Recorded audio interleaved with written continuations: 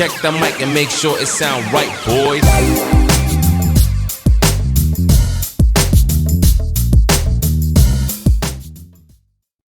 Learn the simple economic formula that works for everybody, and I can give it to you in just a couple of sentences. A simple economic formula. Kids can understand it. Anybody can understand it. Anybody that wants to get paid. Here's the language for your notes. We get paid for bringing value to the marketplace. That's as simple as you can put economics. Anybody that wants to get paid. You get paid for bringing value to the marketplace. The marketplace is the people. Now, the value we bring is one part of it, a product or a service, but here's the other part, the value you become. So just off to the side, put the value is two parts. The value you bring, like a product. If you manufactured it, you might keep improving the product. If someone else manufactured it and you're out selling it, they probably keep improving the product. But this is the one you have to work on yourself. The value you become, like an entrepreneur, a leader, a teacher, supervisor, manager. What you become also pays much more than what you bring. Once I understood that, then here's what my mentor said. Go to work on yourself harder than you work on your job. If you work hard on your job, you can make a living. Then he said, if you work hard on yourself, you could make a fortune. So I worked hard on my job and made a living, but I learned, starting with those extra hours per week, learning these extra skills, I started working on myself. And here's a philosophical phrase everybody should take home. Here it is. Success is something you attract by becoming an attractive person. Success is not something you pursue. It's what you attract by becoming attractive. By becoming attractive to the marketplace. What would do that? Multiple skills, multiple languages, and then some of the things I'm going to talk about the rest of the seminar. So, now what else would help you to be attractive to the marketplace besides more than one skill and more than one languages? I've divided it into five simple, basic fundamentals of ideas to ponder and think about that will increase your value to the marketplace. Could perhaps, like it did for me, multiply your income by 2, and then multiply it by 3, and then multiply your income by 4, and then by 5. And once you get there, it's not that difficult to multiply it by 10, because all you have to do is make sure you become more valuable and more valuable and more valuable. You don't have to work on the economy, because here's the first note. Each person's income is determined primarily by their philosophy, not by the economy. Once I understood that, then I said, well, I don't have to go to work on the economy. And the answer was no. You only have to go to work on yourself to make yourself more valuable. So now here's 5 things I want to share with you. And the first one is your personal philosophy. What could get you more prepared and ready for cashing in on the opportunity of the 21st century? And here's the first one, personal philosophy. Your personal philosophy is like a guidance system that helps you make decisions what to do, what not to do. From the information you get and what you learn and what you know, we decide.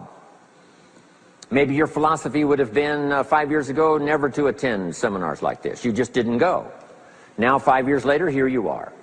Something happened along the way to change your mindset, saying, hey, for the money and the time, if I just get one good idea and walk away, it certainly is worth the money and the time. So now that little amendment in your philosophy, you now say, I'm going to regularly go, because it doesn't take but a few ideas to make a great difference in your income, personal life, social life, and all the rest.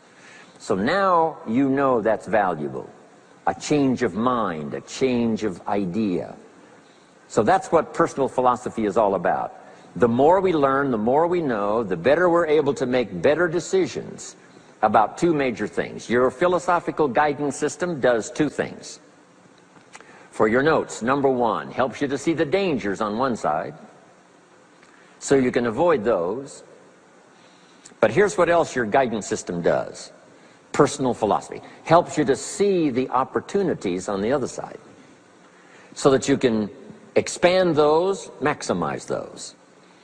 And here's what that's called. The game of life is to minimize the dangers and maximize the opportunities. And the more we know and the more we learn, the more experience we gather in sessions like this, from the sermon on Sunday morning to the books we read and all the rest, helps us to keep continually adjusting our philosophical guidance system so that we minimize more dangers, maximize more opportunities. That's really the game of life. I couldn't put it much more simply. So number one, we're affected by what we know. Now, how do we know more things and learn more things that'll help us readjust our thinking so we can avoid the dangers, maximize the opportunities? Here's number one, learn from personal experience. One way to learn to do something right is what? First do it wrong, right? Mess up, and then you say, wow, that was costly. I'm never going to do that again. So one way to learn to do it right, first do it wrong. Sometimes a negative experience turns out finally to be positive. They say if you survive your first heart attack, you may now live to be a very old person. Why is that? Well, that first heart attack, if you survived it, is called a wake-up call. And maybe the doctor said, one more of these and you're history. And you said, wow. And you make it for the health food store. And you start reading every book you can find on good nutrition, how to avoid another one of these heart attacks, and you start jogging and start walking and doing all of the stuff, and this total change of lifestyle could now save your life and cause you to live to be a very old person. Here's what my mentor said, that's some of the best advice I ever got. He said, Mr. Rohn, if you will change, everything will change for you. If you'll start making personal changes, your income will change, your health will change, your future will change, everything will change, if you're willing to start making the changes.